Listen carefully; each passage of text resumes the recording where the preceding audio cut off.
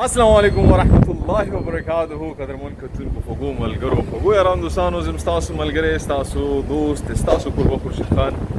یو نوی ولاګ سره یو ځل بیا ستاسو په درنه خدمت کې حاضر یم په دې هیله چې تاسو ټول به روغ جوړ ښه خوشحال ښه تندرست به روان یم چې څه معمولي غوندې کار دی وړوکی غوندې کار دی وړوکی نه دی ډېر د ټینشن والا کار دی ما ګاډی کوم ځای ودرولی ښه جي یو ډېر د ټینشن والا کار دی خو کیسه چې کومه ده هغه داسې ده چې دوبۍ کې په اماراتو کې په دغو شپو ورځو کې غرمه ډېر زیات وي ګرمي ډېره زیاته وي نو اوس دغه په ګرمۍ په دې موسم کې چې لکه ته بار وځې کور نه نو دا یو ډېر غټ رسک وي ټینشن انسان سره دا وي چې لکه په دې ګرمۍ کې چې زه کور نه بار وځم نو زما کارونه چې کوم دي هغه زر تر زره ختم شي او بیا چې دا غرمه تیزیږي زیاتیږي نو هغه نه مخکې چې زه کور ته واپس راغلی ما د ګاډي چابي مانه دا ګاډی کولاو کړمه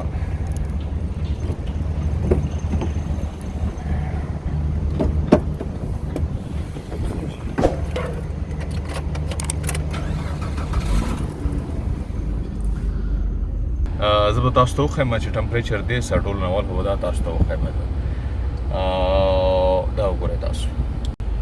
سحر په دې ټایم کې داسې موسم دی نو تاسو خپله سوچ کولی شئ چې لکه تقریبا یو 2 غنټې پس 3 غنټې پس یا تقریبا د غرمې 1 بجې 2 بجې به څه حالات دي صحیح شو الله دې وکړي رحم الله دې وکړي خیر व्लॉग په ऐसे हुई जो व्लॉग्स के चक्कर में ऐसा ना हो कि मैं लेट हो जाऊं نو د خپل ځان به نه ایساروم ځان به نه لیټ کوم خپله مسله چې کومه ده هغه زما نن یو وړوکی غوندې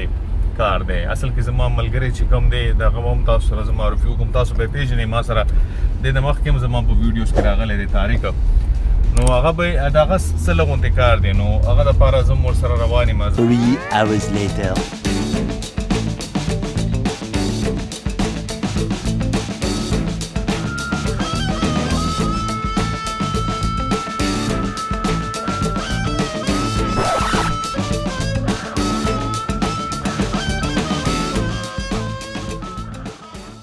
بهر چې کوم ټمپریچر دی هغه دی 43 سینټیګریډ نو مطلب چې ګرمي ډېره ده او اے سی چې کوم دی هغه الحمدلله اے سی اوس پرې کار کوي د اے سی بلا غوندې ورو کړو چې د اواز څه کوم د خبرې صفه اورېدی شي که نه اډیوس کلیر وي که نه او که مایک مرخص ته وه نوره به یې خوند کړی خو خیر نو پرابلم داسې یو چې د یوه طرف ته شګي یا الله خیر بل طرف ته شګي او مو رایټ او لیفت ته دوه طرف ته شګي دي او سیستم چې کوم دی هغه داسې منځ کې داسې کچا غوندې هغې کچا کې مو روان وي د ګوډي سټیرینګ وګورو ده او ګوډه چې کوم ده ګوډه د خوڅېږي که نه لکه څه عجیبه غوندې سیستم ده والا صحیح خبره خبره چې کومه مو کوله زه به هغه کمپلیټ کوم ول طارق بای باندې مو خپل هونډا اکورډ ګوډه خرڅ کړو بیا هغه هونډا اکورډ ګوډه چې کوم وو هغه طارق داسې کې شارجې کې د روژې نه مخکې غالبا چې هغه ګوډه چې کوم ده هغه داسې کې بیا بند شو نو